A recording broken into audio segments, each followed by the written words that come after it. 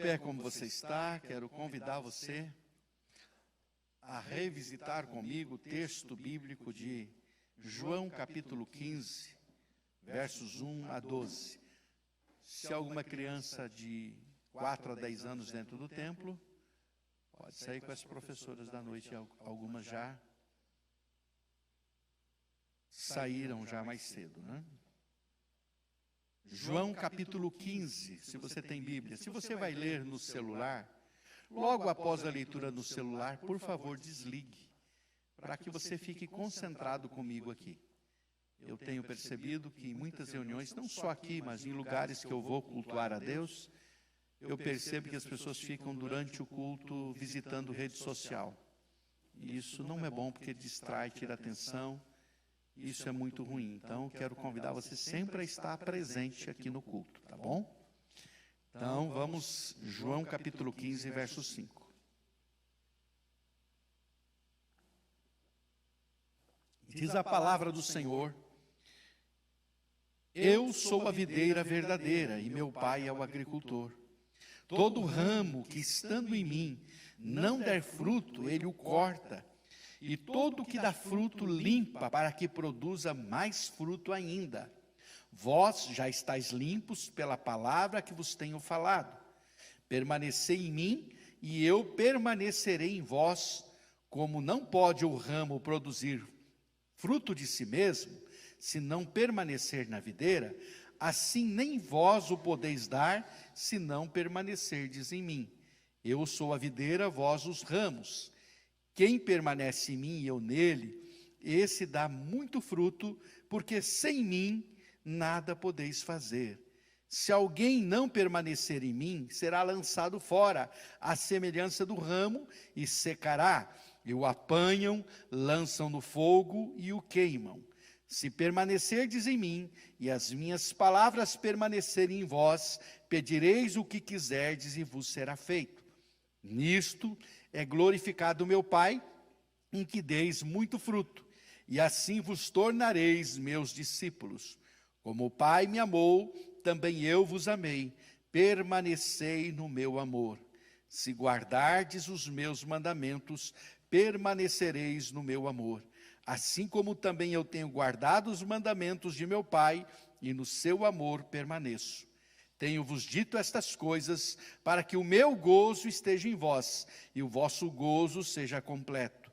O meu mandamento é este, que vos ameis uns aos outros, assim como eu vos amei.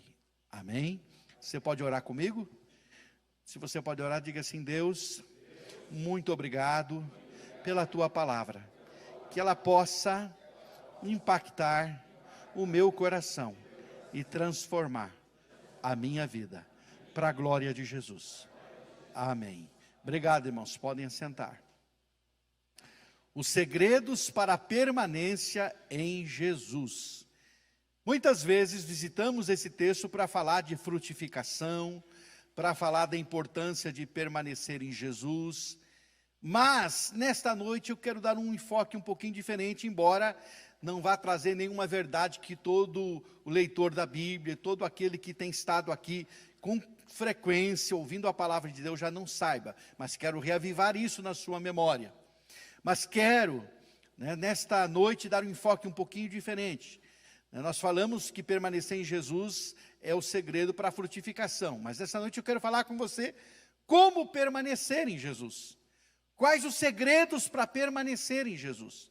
Então, olhe aqui para mim, por favor, esteja muito atento àquilo que eu vou compartilhar com você nesta noite. Jesus declara ser a videira verdadeira. Por que ele faz essa declaração? Por quê? Será que é alguma videira falsa? Para ele dizer, eu sou a videira verdadeira? Por que dessa declaração de Jesus? Porque lá no Antigo Testamento, Israel é identificado como a videira, que foi plantada para dar frutos bons e acabou produzindo frutos maus. Por isso Jesus agora se apresenta, eu sou a videira verdadeira, e ele se identifica como aquele que na verdade tem a vida. Jesus está declarando que nele, a videira verdadeira, a seiva da vida. Quem está ligado em Jesus tem a vida dele a fluir. Essa é a verdade. Quem está ligado em Jesus tem a fluir a seiva dele na sua vida. Jesus declara também que para que haja vida e, consequentemente, essa produção de frutos, tem que estar sempre permanente nele, permanecer nele. E é interessante, do verso 1 ao verso 12, há 12 menções do verbo permanecer. 12 vezes esse verbo é aqui explicitado nesse texto bíblico. No verso 16, que nós não lemos, Jesus disse que foi Ele que nos escolheu. Não fostes vós que me escolhestes, mas fui eu que escolhi a vós outros, disse Ele. Porém, permanecer nele é uma decisão nossa. Aqui há uma clara lição da soberania de Deus, foi Ele que nos escolheu, e também do livre-arbítrio humano, porque permanecer nele é uma decisão nossa. Veja que coisa linda. Há aqui a revelação de que há a soberania de Deus, que Ele nos escolhe, mas há aqui também a revelação do livre-arbítrio humano. Ou seja, escolher permanecer é uma decisão sua. Quem decide permanecer em Cristo é você. Ele não te segura, Ele não te amarra a força a Ele. Você decide se quer permanecer nele. O que Ele vai dizer é que você permanecendo nele, há em você a vida, e essa vida que gera produtividade. É isso que Ele está dizendo. Ele não nos obriga a permanecer, é uma decisão sua. Ele escolheu Judas. Judas foi um dos 12, e Jesus escolheu. Quem escolheu Judas? Foi Jesus. Não foi o Judas que se ofereceu, foi Jesus que escolheu. Agora, Judas permaneceu nele? Não, porque foi uma escolha dele, do Judas, não permanecer. A nossa vitória e a nossa produtividade está em permanecermos nele. Mas o que é preciso para permanecermos nele? O que é preciso para permanecermos nele? É o que nós vamos ver agora. Primeira coisa importante que precisamos para permanecer nele é conhecer e obedecer a palavra de Deus. Amém? Então vamos lá, vamos recitar juntos para você memorizar isso. Para permanecer nele, o primeiro segredo é o quê? Então é conhecer e obedecer a palavra dele. Mas isso eu já sei, mas está praticando? As palavras dele precisam permanecer em nós. Por mais que ensinemos ou que aprendamos nos cultos, que aprendamos na escola bíblica dominical, é preciso haver uma busca pessoal. Você precisa fazer isso. Pesquisar, ou observar, estudar, ler cada dia. É preciso haver uma busca pessoal, vida devocional, vida de leitura da Bíblia, estudar a Bíblia. É você que tem que estudar. Embora a gente ensine aqui nos cultos, nos nossos estudos bíblicos, na nossa escola dominical, embora você aprenda, é preciso que você estude. Não dá para parar de aprender a Bíblia. A Bíblia é um tesouro inesgotável e precisamos explorá-lo a cada dia.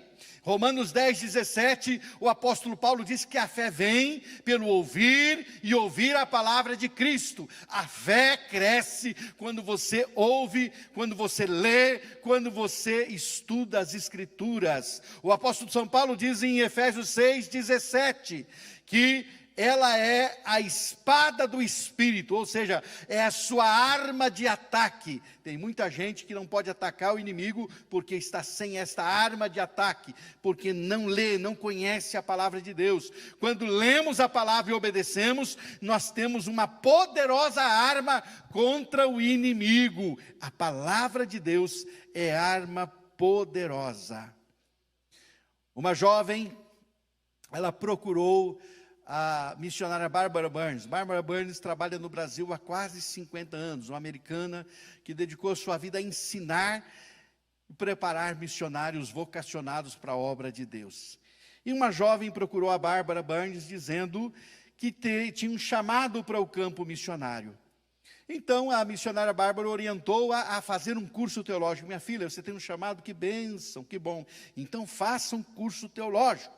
E ela disse, para surpresa da Bárbara, eu não preciso, eu conheço a Bíblia. E aquilo foi um pacto. E a Bárbara então disse, muito bem, você conhece a Bíblia? E a moça respondeu, sim, conheço a Bíblia. Eu já li uma vez. É possível conhecer a Bíblia lendo-a uma vez? Gente, eu estou lendo a Bíblia desde que aprendi a ler. Desde que aprendi a ler, eu estou lendo a Bíblia. E eu ainda não aprendi. Será que lendo a Bíblia uma vez você pode conhecer a Bíblia? A Bíblia é um livro inesgotável. Você nunca vai aprender o suficiente, porque ela é Deus revelado, é o verbo. É a palavra, está ali, é Deus que está ali. Ela é inesgotável. Então não tem como você conhecer a Bíblia lendo ela uma vez. Você precisa ler, e ler de novo, e ler de novo, e ler de novo. E ler, e ler, e ler. E você estará sempre conhecendo. E o estudo da palavra dá gozo e alegria. Não é penoso. Se é penoso para você ler a Bíblia, alguma coisa está errada. Se você sente um peso enorme, eu tenho que ler, é obrigação, alguma coisa está errada. No verso 11, Jesus diz que quer que o nosso gozo seja pleno, seja completo. E para que isso aconteça, é preciso praticar a palavra. Eu tenho dito sempre que só funciona se a gente pratica. Pastor, eu li a Bíblia e não funcionou para mim. Ah, é, meu filho? Você está praticando? Não, eu só li. Então como é que vai funcionar? Ah, eu sei como fazer, mas não faz? Como é que vai funcionar? Não funciona, irmão. Não funciona, meu amigo. Você tem que ler e tem que praticar. E eu sempre digo também que quando você lê e pratica, você não esquece. Porque aquilo que você pratica fica na sua memória. Você não consegue esquecer mais, jamais esquece, porque fica ali registrado. Então você precisa ler, estudar e praticar a palavra de Deus. Então, meu querido, para a permanência em Jesus, é preciso conhecer e obedecer à palavra de Deus. Amém? Olha para o seu irmão e dá um conselho para ele assim. Estude, insista, persista no estudo da palavra de Deus. Não desista, mesmo quando você estiver desanimado. Continue estudando e obedecendo a palavra de Deus. Ela faz efeito. Esse é o primeiro segredo para permanecer em Jesus. Conhecer e obedecer a palavra de Deus. O segundo segredo consiste em conhecer e experimentar o amor de Deus. Versos 9 e 10. Na leitura introdutória dessa noite, o apóstolo Paulo está orando por quem? Por quem que ele orou? Por quem que ele orou, irmãos? Onde você leu? Qual foi o texto que você leu? Você leu aonde? Em que carta você leu? Então Paulo estava orando por quem? Estude a Bíblia. Ele estava orando por quem? Por quem que ele estava orando, irmãos? Pelos Efésios. Leia lá. Estou orando por vocês. É por esta causa que eu me ponho de joelhos a favor de vocês. Então ele estava orando por quem? Por quem? Pelos Efésios. Não tenha medo, irmão. Ele estava orando por quem? Para quem que ele escreveu a carta? Então ele estava orando por quem? Pelos Efésios. E ele estava orando para que aqueles irmãos pudessem conhecer a largura, a altura, o comprimento e a profundidade do amor de Deus. Ele disse, eu estou orando para que vocês conheçam a largura, a profundidade, a altura, o comprimento do amor de Deus. Você precisa conhecer. Para nunca duvidar, você precisa conhecer.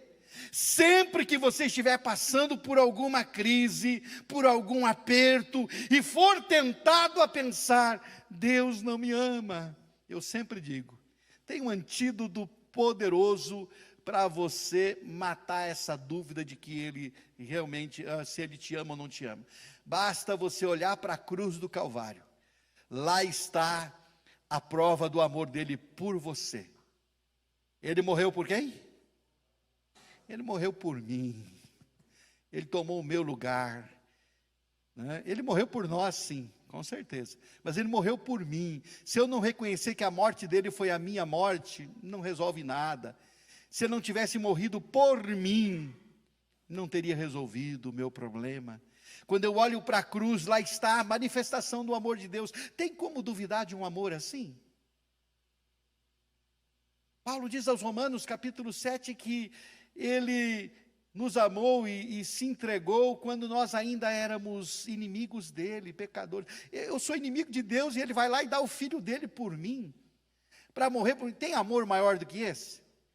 Tem amor maior do que esse? A dar a alguém a vida por alguém que não gosta dele? Tem maior amor do que esse? Então, quando você tiver duvidado do amor de Deus, olha para a cruz é a prova de que Ele te ama, meu querido irmão. Você é salvo por Jesus? E por que você é salvo? Porque Ele morreu por você. E por que Ele morreu por você? Porque Ele te ama. Então olha para o seu irmão e diga assim: a cruz é a prova de que Ele te ama.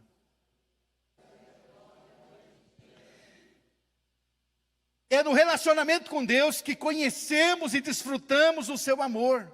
Por isso é preciso de relacionamento com Deus. Relacionamento com Deus. Por isso Jesus diz aos seus discípulos que quem tem um relacionamento com Ele se torna seu amigo. Vocês não vão ser mais chamados de servos, mas de amigos. Porque vocês têm um relacionamento comigo mais íntimo. Jesus está nos falando disso. De não sermos apenas servos, mas seus amigos, desfrutar do seu amor. É claro que isso não deve nos fazer perder o respeito por Ele ou tratá-lo de forma irreverente. Tem gente que confunde as bolas, né? É meu amigo, então eu posso chamar de qualquer coisa. Eu posso me dirigir a ele de qualquer maneira. Não, é meu amigo, mas eu tenho que manter o respeito, a reverência com ele. Tenho que respeitá-lo, porque ele é meu amigo, porque ele decidiu tornar-se meu amigo, porque eu não mereço a amizade dele. Então eu preciso aprender que é no relacionamento com Ele que eu desfruto do seu amor, me relacionando com Ele. Permanecer com Ele é ficar com Ele, ficar com Ele. Quando a Bíblia diz assim, permanecer em mim, ou permanecerdes em mim, fique comigo, fique comigo. E aí o fruto aparece. Sabe por que o fruto aparece, irmão? Quando você fica com Ele, sabe por que o fruto aparece? Porque o fruto não é nosso, o fruto é dele, não é o galho que produz. O galho produz por causa da seiva que vem lá da raiz do tronco e vem para a seiva, vem para o galho. O galho sem essa seiva, ele não produz nada. Então, na verdade, não somos nós quem produzimos, é Ele.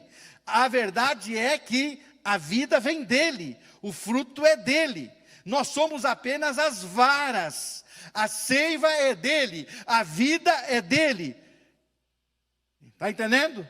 O galho, o ramo que não está nele, não produz.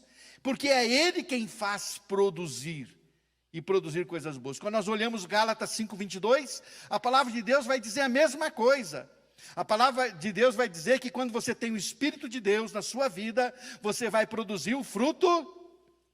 Que fruto você vai produzir? Fruto de quem é o fruto? É seu? É dele. Por isso, se ele estiver na sua vida, você vai produzir o fruto Se ele não estiver na sua vida, você não vai produzir, porque o fruto é de quem? O fruto é dele. Para produzir o fruto do Espírito, você tem que ter o Espírito, porque o fruto é dele. E aí a gente fica olhando, será que tem o Espírito? Por quê? Se tem o Espírito, tem que produzir o fruto do Espírito. O fruto é do Espírito. Se alguém tem o Espírito, vai produzir o fruto do Espírito. O amor dele nos constrange e nos leva a sermos canais do seu fruto. Então, para permanecermos em Jesus, é preciso conhecer e experimentar o amor de Deus, viver esse amor, experimentar esse amor através de um relacionamento. Relacionamento. O amor dele precisa ser conhecido e experimentado. Você já experimentou o amor de Deus? Precisa experimentar. Como é que eu experimento, pastor? Se relacionando com Ele. Você vai experimentar esse amor tão grande, tão imenso, que você vai dizer, olha, que amor, eu nunca experimentei um amor como esse na minha vida. Esse amor quer tomar você, querido, quer nos tomar, e você precisa conhecer. Então, para a permanência em Jesus, é preciso conhecer e experimentar o amor de Deus, viver esse amor, amém? Vamos lá para memorizar, vamos recitar isso? Vamos lá? Para a permanência em Jesus, o que é preciso? Conhecer e experimentar o amor de Deus. Isso é muito importante. Mas há um terceiro segredo, e quem sabe aqui o bicho pega, né? Por quê? Porque para permanecer em Jesus eu preciso o quê? Amar uns aos outros. É aqui que a coisa pega, irmão. Por quê? Aqui estreita um pouco mais. Por quê? Porque não há como permanecer em Jesus sem amar o próximo. Não há como permanecer nele sem amar o próximo. Jesus não disse que é para amar somente a quem gostamos. Ele disse, se você amar quem você gosta, isso até o pior ímpio faz. Ele gosta até das... né? A pessoa mais ímpia, ela gosta de alguém. Né? Que é aqueles que ele gosta, pronto. Agora, Jesus está dizendo que a gente precisa amar até quem a gente não gosta. Jesus não diz que é para amar só quem você gosta, só com quem você simpatiza. Não. Se eu quero permanecer nele, eu preciso amar e ponto. Acabou. Eu não tenho que argumentar, que dizer, não dá, não consigo. Você não consegue. Mas se você estiver nele, lembra que o fruto é de quem? Se o Espírito está na sua vida, uma das facetas, um dos gominhos desse fruto é o amor. Então, se o Espírito está na sua vida, você vai fazer o quê? Amar. É o amor incondicional. Sem ser amado pelos outros. Pastor, eu tenho que amar quem não me ama? Sim. Tem que amar quem não te ama também. É o amor que encontramos em Jesus. Um amor doador. Ele amou o mundo todo, mesmo não sendo correspondido nesse amor. Isso nos ensina que não depende do que o outro faz por mim, e sim da minha decisão de amar. É difícil? Não é fácil, porque nós temos ainda uma luta constante com uma natureza que quer se insurgir constantemente, que a velha natureza quer se insurgir. Por isso nós precisamos, aí entra a questão de você conhecer e obedecer a palavra de Deus, uma questão de obediência ao que diz a palavra de Deus. A Bíblia diz que eu preciso fazer, então eu tomo a decisão para fazer. Não depende do teu sentimento, depende da sua decisão de fazer. Para permanecer em Jesus, eu preciso amar as pessoas indistintamente, porque este é o sentimento que Jesus tem por todos, até pelo pior pecador. Jesus ama o pior pecador que você possa imaginar. Mas Jesus ama aquela pessoa, Ele ama. Ele ama o pior pecador. Ele ama. Mas o seu amor não vai isentá-lo de executar juízo sobre as pessoas. Não. As pessoas confundem isso, por isso que há tanta confusão, né? Deus me ama, então não vai acontecer. Não, vai, o juízo de Deus chega. Porque Ele é amor, mas é juízo também, é justiça também. Não pode ignorar esse fato, mas Ele te ama tanto. Quando Ele tem que executar juízo, é com muita dor no coração. Quando Ele tem que executar juízo, quando a gente vê os juízos de Deus sobre a terra, você acha que o coração dele não se entristece? Não fica doído? Vamos usar aqui um termo que a gente consiga compreender, né? Essa é a verdade. O coração dele se ressente, mas nem por isso ele deixa de executar o juízo dele. Por quê? Porque na verdade, preste atenção, na verdade, ele ama, e o seu amor leva muitas vezes ele a disciplinar. Eu tenho dito, tenho ensinado durante o meu ministério que a maior prova de amor é a disciplina. Porque a disciplina dói mais em quem está disciplinando do que em quem está recebendo a disciplina. É o pai que ama, que passa a vara no filho, dói mais no coração do pai do que no filho. O filho fica o vergãozinho na perna, o pai fica a dor no coração. Assim é Deus também. Então, amar uns aos outros é imprescindível se você quer permanecer nele. Se você não quer permanecer nele, não precisa amar ninguém, nem a você mesmo. Mas se você quer permanecer nele, você tem que amar a todas as pessoas indistintamente. Para você é difícil, mas para ele em você, estando em você, se você estiver na videira ligado, a seiva dele vai correr a vida e essa vida vai trazer esse amor para o seu coração. Amém? Compreende isso? Então, para permanecer em Jesus é preciso o quê? Amar uns aos outros. Amém? E o quarto segredo, e não menos importante, para permanecer em Jesus é preciso o quê? Fazer tudo para a glória de Deus. Verso 8. Eu posso sentir gozo, me alegrar pelos resultados, ao ver que eu estou crescendo na palavra, ao ver que no meu amor a Deus e no meu amor ao próximo eu estou crescendo. Porém, a glória de tudo isto é dele. É dele, é ele quem produz o fruto, é ele quem me amou primeiro para que eu pudesse amá-lo também, é ele que derrama o amor dele sobre a minha vida para que eu possa amar o meu próximo, tudo é ele, então a glória é dele. Se ele me amou primeiro para que eu pudesse lhe amar, a glória é dele. Se ele derrama o amor dele na minha vida para que eu possa amar o meu próximo, a glória é dele, então é ele, é dele. Isso significa, querido irmão, preste atenção nisso, que tenho que cuidar, pois para não ser antipático, posso querer agradar. E se eu quiser agradar, se eu quiser ser bem-quisto, é preciso examinar o meu coração. Se eu estou querendo agradar, se eu estou querendo ser bem-quisto, eu preciso examinar o meu coração. Esse querer agradar pode levar o discípulo de Jesus a se conformar com o mundo. Eu para agradar aquela pessoa eu vou fazer alguma coisa que ela gosta. Espera aí. Porque você quer agradar, porque você quer ser bem-quisto. Se você quer ser bem-quisto é por causa do quê? Alguma coisa tem aí. Tanto é que a contextualização, o que é a contextualização? É você falar no contexto do mundo que estamos vivendo, é você transmitir a mensagem de uma forma que o contexto que você vive consiga compreendê-la, mas a contextualização não deve nos fazer deixar de confrontar o pecado. Isso é muito importante, irmãos. Jamais. As pessoas que vinham a Jesus em pecado, elas vinham e eram recebidas, mas no primeiro momento já eram confrontadas. Não era um negócio de chegar e dizer, você fica assim como você está bem. Não está bem não.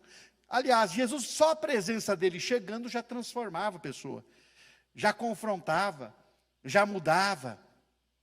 Leia as pessoas que se encontraram com Jesus nos evangelhos, e você vai ver que eram pecadores sim, mas no primeiro contato com Jesus, já confessavam o pecado e abandonavam.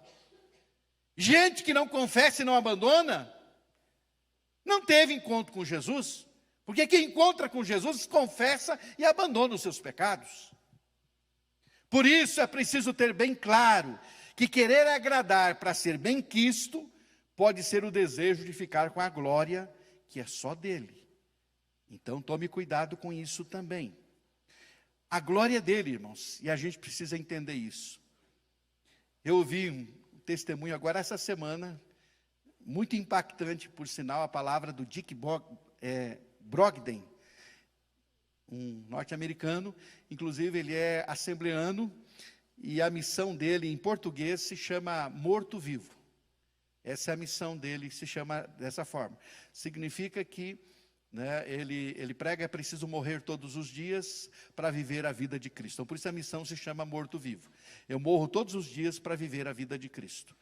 E o Dick Brogden, ele foi por muitos anos missionário no Sudão do Sul. E uma certa madrugada, ele contando que era mais ou menos 3 horas da manhã, e ninguém liga às 3 horas da manhã para dar boa notícia, né? Você recebeu um prêmio, 3 da manhã, ninguém faz isso, né? Sempre é notícia ruim. E era uma notícia muito ruim. Um líder da igreja, que ele estava lá trabalhando, acabara de perder a sua filha, uma jovem.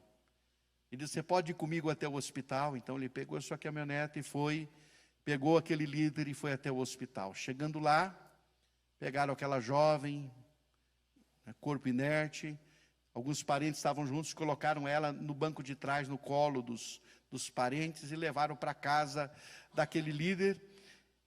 Chegaram lá, colocaram numa cama de tábua, na sala, uma casa de barro, rebocada de barro, muito simples, né, mais parecendo uma choupana, e as pessoas ao redor daquela cama choravam, e choravam muito, e ele sentou-se, encostou-se naquela parede de barro, estava ali olhando aquela cena, observando as pessoas chorando no canto onde ele estava, e o Espírito Santo falou ao coração dele: vai lá e ressuscite essa jovem. E ele ficou assim, num primeiro momento impactado, mas obedeceu. Então se encheu de coragem, se levantou e foi lá e ordenou que aquela jovem levantasse em nome de Jesus. Num momento a jovem levantou, mas logo caiu de novo. Ela levantou porque alguém estava sentado na cama e levantou, e a menina levantou assim, né? E quando a menina sentou, deitou de novo, né? E deitou e não ressuscitou. E ele contando que saiu daquele lugar muito envergonhado, se sentindo um idiota. E ele reclamou com o Espírito Santo. E ele diz: eu fiz o que o Senhor mandou. Por que o Senhor me fez passar vergonha? E o Espírito Santo lhe respondeu: para quem seria a glória? E ele respondeu, Dick respondeu: a glória seria do Senhor. É o Senhor quem ficaria com a glória. E o Espírito Santo perguntou para ele: você tem certeza disso? Ele pensou um pouquinho: eu acho que eu ia ficar um pouco envaidecido, sim. Eu ia ficar, sim, bastante envaidecido. E aí o Espírito Santo disse a ele: a não ser que você seja instrumento da minha glória, você não poderá ser instrumento do meu poder. Se você não aprender a lidar com a minha glória, você não poderá receber o meu poder. Porque só pode receber o meu poder quem aprender a lidar com a minha glória. E ele disse que para ele aquilo foi suficiente. E que desde então, ele tem procurado trabalhar, viver, para que a glória seja do Senhor sempre. E é interessante, irmãos, porque muitas vezes a motivação do nosso coração não é bem a glória de Deus. Nós podemos até dizer que é: estou fazendo para a glória de Deus. Mas se você for honesto com você mesmo, será que de fato é para a glória de Deus? Para permanecer em Jesus é preciso que façamos tudo para a glória dele. E é isso que ele vai nos dizer. Se você quer permanecer nele, então você precisa aprender a lidar com a glória dele, a dar a glória só a ele. Quando você não for reconhecido, quando ninguém lembrar de você, você vai estar bem. Você não vai ficar com um sentimento ruim, porque alguém esqueceu de você, porque alguém não citou o seu nome, porque alguém não te parabenizou, porque alguém não notou o seu trabalho, o seu serviço, porque alguém não observou que você fez bem feito. Isso não vai te atingir, porque você está fazendo para a glória dele. E quando você faz para a glória dele, você não se importa se os outros não estão reconhecendo o seu valor, porque na verdade você está fazendo para ele. Você consegue entender isso? Então é preciso, para permanecer nele, o quê? Fazer tudo? Fazer tudo? Examine constantemente o seu coração, porque o nosso coração é enganoso, ele nos engana. Então, para permanecer nele, eu preciso fazer tudo para a glória dele. Ele me escolheu, mas eu preciso querer permanecer nele. Esse é o fato. E o segredo para permanecermos em Jesus consiste em conhecer e obedecer a palavra dele. O segredo para permanecer nele consiste em conhecer e experimentar o amor de Deus. O segredo para permanecer nele consiste em amar uns aos outros. O segredo para permanecermos nele consiste em fazer tudo para a glória de Deus. Amém? Numa frase nós podemos resumir esse sermão. Vamos lá? Numa frase podemos resumi-lo. Conhecer e obedecer a palavra de Deus nos levará a conhecer e a experimentar o amor de Deus, que inundará o nosso coração e nos levará a amar as pessoas e a fazer tudo para a glória de Deus. Vamos de novo?